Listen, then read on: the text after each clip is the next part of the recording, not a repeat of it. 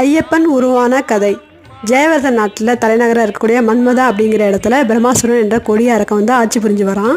திருப்பார்கடலை கடைஞ்சி அமுதம் எடுக்கும் போது மகாவிஷ்ணு மோகினி அவதாரம் எடுத்து அசுரகுலத்தை அழித்து தேவரில் காப்பாற்றி வரா அப்படின்னு இந்த நியூஸை கேட்ட உடனே பிரம்மாசுரனுக்கு ஒரு பயம் வந்துடுச்சு.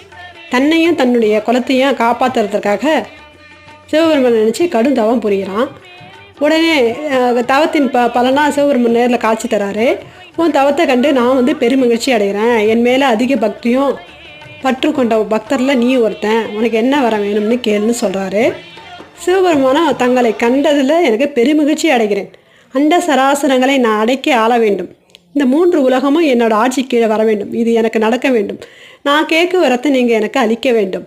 அப்படியே ஆகட்டும்னு சிவபெருமானம் வரத்தை கொடுக்க, உனக்கு என்ன வர வேண்டும்னு கேளுன்னு சிவபெருமான் சொல்ல, பிரம்மாசுரனோ நான் யார் தலையில் கையை